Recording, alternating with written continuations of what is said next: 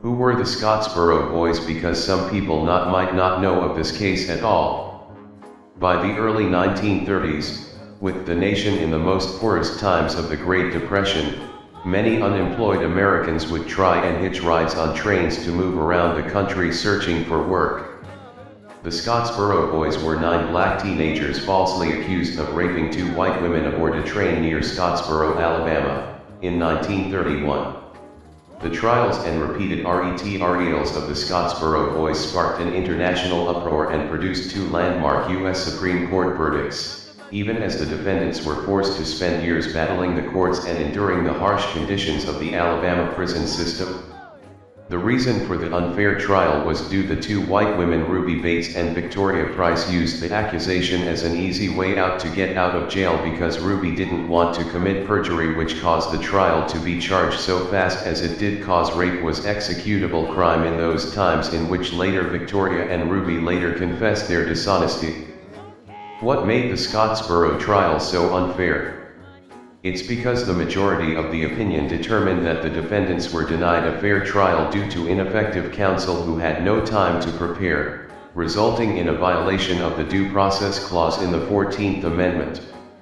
Despite the injustices they received, nothing was changed till 7 months later. Since their trial, after the 7 months, the Alabama House of Representatives voted unanimously in favor of creating legislation to posthumously pardon 9 black teens who were wrongfully convicted of raping 2 white women in 1931. In later time, the Alabama Parole Board finally approved posthumous pardons for 3 of the men that were a part of the Scottsboro Boys. The Associated Press reported that the board made the decision during a hearing in Montgomery for the 3 men, Charles Weems, Andy Wright, and Haywood Patterson, whose convictions were never overturned. According to the board, the others were not eligible for pardon because their convictions had been overturned on appeal and the charges were dropped. Olin Montgomery, Ozzie Powell, Willie Roberson, Eugene Williams, and Roy Wright's convictions were overturned in 1937, and Clarence Norris received a pardon before his death in 1976.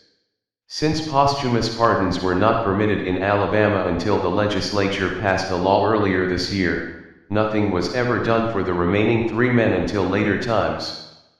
This just shows the amount injustices African Americans face just by simply being the color of their skin.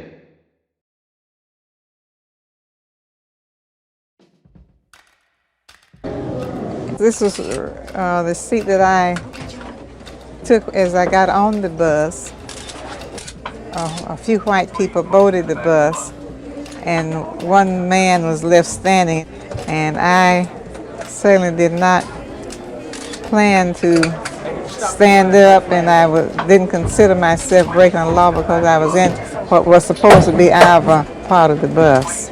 So my arrest brought about a protest from the people of Montgomery that lasted 381 days.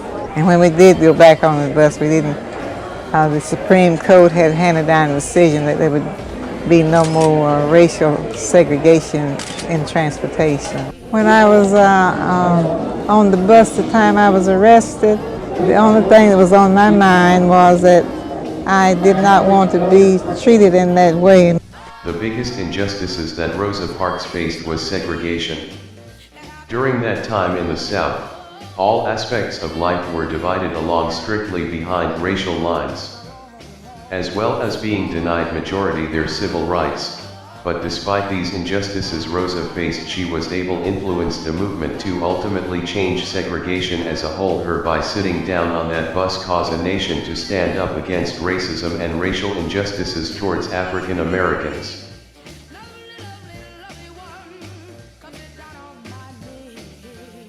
We should stop racial injustices cause it's straight cruel, unfair, and just not in the right at all. I feel like we are getting better dealing with these things sooner, but there is just many untold stories that have racial injustices, and I just wish I can go back in time and help resolve injustices by making it fair for everyone. So many cases like Emmett Till, Hilliard Brooks Jr., and many more. The sad thing, it still happens today with cases like Breonna Taylor and George Floyd, where police can just sometimes get away with flat-out murder due to their status. Yet it may be resolved faster than the cases in the past. But the fact it takes that cases just shows that racism still exists in this world, and we gotta do our best help end that by participating in protest and etc. As long as we can come together, we can bring change not only to America but the world as well. The main goal is treat everyone as an equal, cause you never know what people are facing just by saying